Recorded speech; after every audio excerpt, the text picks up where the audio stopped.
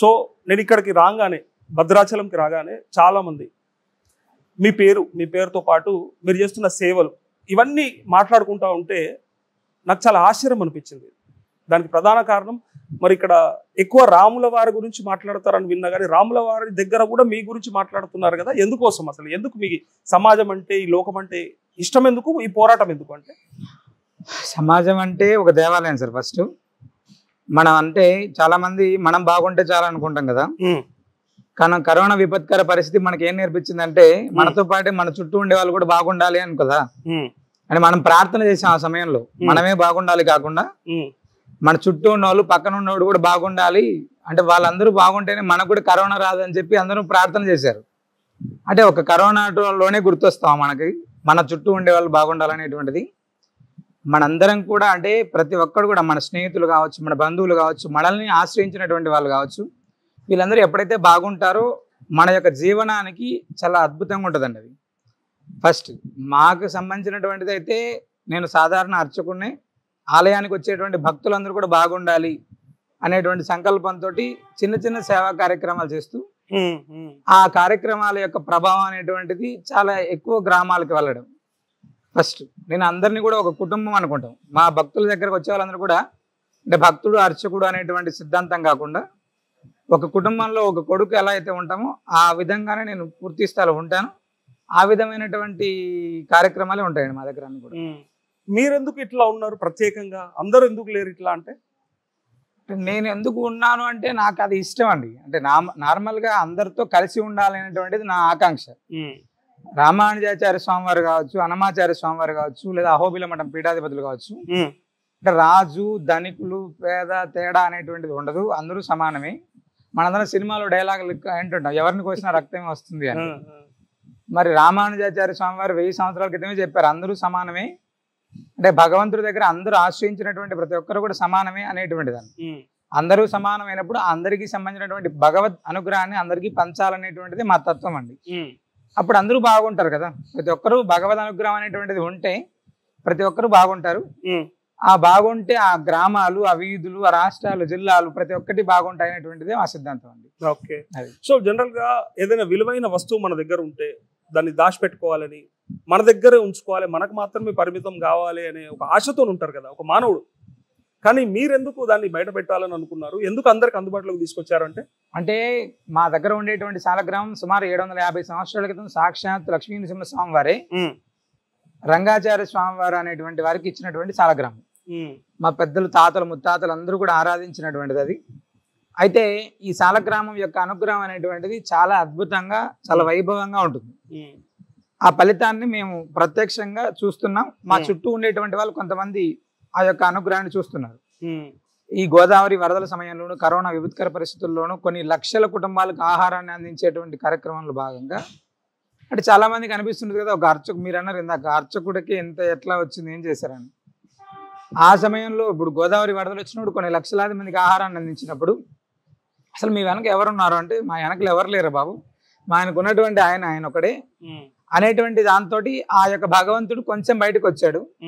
తర్వాత 2022 సంవత్సరంలో భగవంతుడే సాక్షాత్ స్వప్నంలో ఇలాగ ఉండాలి అనేటువంటి సంకల్పంతో పూర్తి స్థాయిలో అందరికీ అందుబాటులో ఉండాలి, భగవద్ అనుగ్రహం అనేటువంటి ప్రతి కుటుంబానికి చేరాలి అనేటువంటి సంకల్పంతో ఆశ్రమం ఏర్పాటు చేసి ఇలా దర్శనానికి ఉంచాము. ఓకే. అంటే నేను ఎందుకన్నా అంటే, నా ఇంట్రొడక్షన్ లా కృష్ణ కోటీశ్వరులు అయితే కానీ చేయలేని పరిస్థితులు ఇవాళ రేపు, అంటే ఇప్పుడున్న ఖర్చులు కావచ్చు, పరిస్థితులు కావచ్చు, ఏదైనా సేవ చేయాలనుకుంటే డబ్బుతో ముడిపడిన అంశాలే ఎక్కువ ఉంటాయి. సో అలాంటిది మీరు కోటీశ్వరులు కాకుండా ఒక సాధారణ అర్చకుడికి ఇదంతా ఎట్లా సాధ్యమైంది అనేది అడగడానికి నేను ప్రయత్నం చేశాను. అంటే కోటీశ్వరులు ఖచ్చితంగా కాదండి, అంతకంటే ఎక్కువ శ్రీనృసింహ భక్త కుటుంబం అని మా వెనకల కొన్ని వేలాది మంది నృసింహ భక్త కుటుంబం ఉందండి. ఆ యొక్క భక్త కుటుంబం యొక్క సహాయ సహకారాలతోటి తప్పకుండా మేము చేసేటువంటి ప్రతి కార్యక్రమం కూడా సూపర్ సక్సెస్ అవుతుంది. అంటే మేము చేసేటువంటి కార్యక్రమాలు డబ్బే ప్రధానం అనేటువంటిది ఎక్కడ లేదండి. అంటే మనం ఏదైనా ఒక కార్యక్రమం చేయాలంటే ఆంధ్ర, తెలంగాణ, కర్ణాటక ఎక్కడ కావాలంటే అక్కడ సింహ భక్త కుటుంబం ఉన్నారు, కొన్ని వేలాది మంది. వాళ్ళందరి సహాయ సహకారాలతో మేము ఈ కార్యక్రమాలు చేస్తుంటాం. ఓకే గురుగారు, ఇప్పుడు 7-8 శతాబ్దాల నుంచి, అంటే 750 సంవత్సరాల నుంచి గోప్యంగా పూజలు చేస్తున్నటువంటి మీ సాలగ్రామ నరసింహస్వామిది. సో ఎందుకు ఇట్లా లోక దర్శనార్థం తీసుకొచ్చిందంటే మీరు ఇందాక చెప్పిండ్రు, కానీ ఆ గోప్యంగా పూజలు చేయాల్సిన అవసరం ఇన్ని రోజులు ఎందుకు బయటికి రాలేదు అనేది నా ప్రశ్న.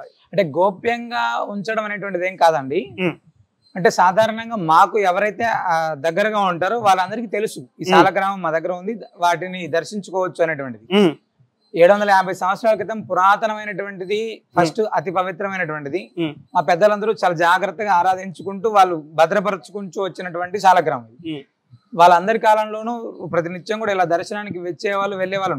మధ్యలో కొంతమంది ఎవరైతే ఉంటారో వాళ్ళకు అంటే అంత ఆసక్తి ఉండేటువంటి వాళ్ళకి, అదేదో ఉద్యోగం చేసుకునేటువంటి వాళ్ళు ఇలా కూడా ఉంటారు కదా, వాళ్ళ సమయంలో నుంచి అది ఇంట్లో వరకు మాత్రమే పరిమితమైందండి.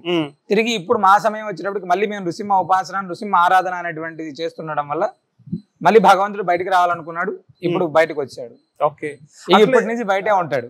ఓకే, బయటే ఉంటాడు, ఖచ్చితంగా ఉంటాడు. ఓకే, అందుబాటులోనే ఉంటాడు అందరికి రూపంలో, అట్లే దేవుడి రూపంలో. అవునండి. ఓకే, సో ఇక్కడ ఏదైనా ముడుపు గడితే అంటే కోరిక కోరుకొని ఖచ్చితంగా నెరవేరుతుందనే ఒక ఆలోచన ఉంది, అట్లే ఒక భావన కూడా కలిగింది ప్రజలకు కదా.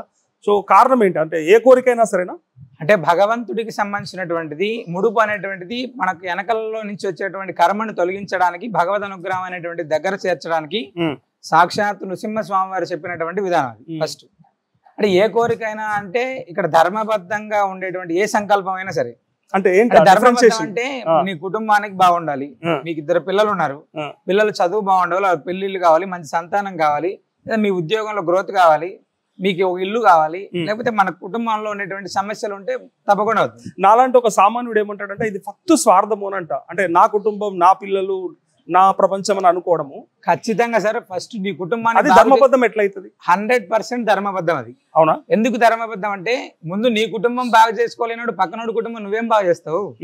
ముందు నీ కుటుంబాన్ని బాగా చేసుకున్నావు. మనం చాలా మంది ఇంట కలిసి రచ్చ కలిసమన్నారు, కానీ బయటికి వెళ్ళి గెలుచుకొని వచ్చి ఇంటికి రమ్మని చెప్పలేదండి. ముందు నీ భార్య, నీ పిల్లలు, నీ కుటుంబాన్ని సరి చేసుకున్న తర్వాత నువ్వు సమాజ ఉద్ధరణకు వెళ్ళి అక్కడ ఏదైనా చేయొచ్చు. నువ్వు ఇక్కడ ఏం చేయకుండా సమాజాన్ని ఉద్ధరిస్తావా అంటే అది తప్పండి. అది ఓకే, సో ఖచ్చితంగా. సో కుటుంబానికి సంబంధించి ఏది కోరుకున్నా ధర్మబద్ధం, 100% ధర్మబద్ధం అండి. ఓకే, సో ఇక్కడికి చాలా మంది అంటే సామాన్య ప్రజానీకంతో పాటు కొంతమంది రాజకీయవేత్తలు, రాజకీయ నాయకులు కూడా వస్తా ఉన్నారు. ఏంటి కారణం? అంటే ఏదన్నా అనుకున్నట్టు జరిగిపోతుందనే నమ్మకం ఏర్పడిందంటారా? నమ్మకం ఏర్పడడం కాదు సార్, భగవంతుడే సాక్షాత్తుగా ఇచ్చినటువంటి సాలగ్రామం అది. సాక్షాత్తు లక్ష్మీ సమేతంగా నృసింహస్వామి వారు 750 సంవత్సరాల క్రితం ఇచ్చినటువంటి సాలగ్రామం. ఎం కామయతే చిత్తం తం తం ప్రాప్నోతి నిశ్చయం అని నువ్వు ఇక్కడ ప్రార్థన చేస్తే గోవుకి సాలగ్రామానికి కలిపి ఇక్కడ ప్రదక్షిణ చేయడం ఉంటుందండి. అంటే సాలగ్రామానికి ప్రదక్షిణ చేస్తేనే మన చుట్టూ ఉండేటువంటి పాపం నశించిపోతుందని చెప్పి శాస్త్రం. ఓకే, అదే విధంగా గోమాతకు ప్రదక్షిణ చేస్తే 33 కోట్ల మందికి ప్రదక్షిణ చేసినటువంటి ఫలితం వస్తుంది. అలాంటిది సాలగ్రామము గోవుకి కలిపి మనం చేసేటువంటి ప్రదక్షిణ అద్భుతమైనటువంటి ఫలితాలను ఇస్తుంది. అంటే గ్రహ బాధలు కావచ్చు ఏదైతే ఉంటాయో అవన్నిటిని కూడా నివారణ చేస్తుంది అని చెప్పి నమ్మకం. స్వామివారి యొక్క ఆ ప్రదక్షిణ మార్గమే గోవుతో కలిపి ఉండేటువంటి ప్రదక్షిణ. తద్వారా పాజిటివ్ అనేటువంటిది తప్పకుండా మనతో పాటు వస్తుంది, సంకల్ప శక్తి పెరుగుతుంది, ఖచ్చితంగా చేయాలనేటువంటి తాపత్రయం పెరుగుతుంది. అప్పటిదాకా వాడు స్తబ్దతగా ఉంటే ఆ స్తబ్దత అంతా కూడా పోయి మంచి కార్యక్రమంలోకి వెళ్ళడానికి అవకాశం ఉంటుందండి. అంటే రాజకీయ నాయకులు లేదా ఇంకొకరు సామాన్యులు, ఇందాక కూడా చెప్పారు, రాజు పేద ఎవరైనా ఒకటి మా దగ్గర అందరూ, అంటే ప్రతి ఒక్కరు ఇక్కడికి వచ్చేది ఏంటంటే భగవద్ అనుగ్రహం అనేటువంటిది కావాలి, అది ఫస్ట్. ఇప్పుడు వాడికి ధర్మబద్ధమా అంటే వాడు గెలవాలనేటువంటిది వాడి ధర్మబద్ధం, అది అదే వస్తుంది మళ్ళీ ప్రశ్న. అంటే ఆయన ధర్మబద్ధంగా అంటే ఇప్పుడు నరేష్ అనేటువంటి వ్యక్తి బాగుండాలి అనుకోవడం ఆయన ఇష్టం, ఆయనది. చైతన్య బాగుండాలి అనుకోవడం నా ఇష్టం, నరేష్ బాగుండకూడదు అనుకో అని నేను చెప్పకూడదు కదా. అట్లా ఆయనకు ఎవరు రాజకీయ నాయకులు ఉంటారో వాళ్ళు ఇక్కడికి వచ్చి వాళ్ళు దండం పెట్టుకొని ముడుపు కట్టుకొని ప్రదక్షిణ ఇస్తున్నారు అంటే ఆయనకు భగవద్ అనుగ్రహం ఉంది కాబట్టి ఇక్కడికి వచ్చాడేమో. ఓకే, అంటే తను గెలవాలని చెప్పి ముడుపు కట్టడం వేరు, కానీ అవతలోడు ఓడిపోవాలని చెప్పి ముడుపు కడితే అది సాధ్యం. అవతలోడు ఓడిపోవాలని కట్టేటువంటిది ఉండదండి. ఇప్పుడు మనం గెలవాలంటే ఇంకొకరు ఓడిపోవాలి ఆటోమేటిక్ గా. అది ఎవరికి భగవద్ అనుగ్రహం అనేటువంటిది కొంచెం దగ్గరగా ఉంటే వాడు వెళ్ళిపోతారు. అంటే మనుషుల విషయం ఏంటంటే ప్రజల విశ్వాసం పొందాలండి ఫస్ట్. ఇక్కడ ప్రజల విశ్వాసం పొందకోకుండా ఇప్పుడు మా దగ్గర లాస్ట్ టైం ఆంధ్రప్రదేశ్ ఎలక్షన్స్ లో 37 మంది ఎమ్మెల్యేలకు సంబంధించినటువంటి అభ్యర్థులు, ఎంపీలకు సంబంధించిన అభ్యర్థులు ముడుపు కట్టారు.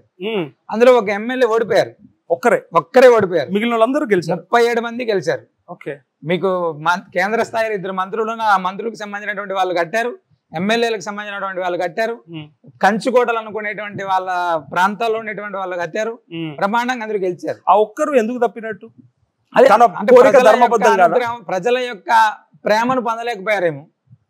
ఓకే, ముడుపు కట్టినప్పుడు ఖచ్చితంగా కావాల్సి ఉండే కదా. అవతల వ్యక్తి కూడా కట్టారు. ఓకే, కాబట్టి ఎవరిది ధర్మబద్ధం అయితే వాళ్ళని గెలిపించాడంటారు. ధర్మబద్ధం అయితే గెలిపించడం అంటే ఇక్కడ ఒకటే సార్, ఫస్ట్ ప్రజలలో వాళ్ళు చేసేటువంటివి ఒకటి ఉంటాయి ఖచ్చితంగా. భగవద్ అనుగ్రహం అనేటువంటిది మనం చేసేటువంటి మంచి చెడు పాపం పుణ్యం అనేటువంటిది ఖచ్చితంగా ఉంటుంది. దాని ప్రభావం కూడా ఇంపాక్ట్ ఖచ్చితంగా అవుతుంది. ఓకే, అది నేను అన్ని పాపాలు చేసి వచ్చాను ఇక్కడ ముడుపు కడతానంటే అది పోదు కదా. ఓకే, సో చేయాల్సింది అంతా కరెక్ట్ గా చేసిన తర్వాతనే ప్రయత్నం అనేది చేయాలి. శ్రీకృష్ణ పరమాత్ముడు కూడా అదే చెప్పాడు, నువ్వు కష్టపడి పని చేయి, ఫలితాన్ని నేను చూసుకుంటా అని చెప్పాడు. ఓకే, మీరు కష్టపడకోకుండా ఇప్పుడు మా ఇంట్లో అన్ని సామాన్లు ఉన్నాయి, వంట నేనే వండితే తినచ్చు, లేదా మా అమ్మగారు మా భార్య ఎవరైనా వండితే తినచ్చు.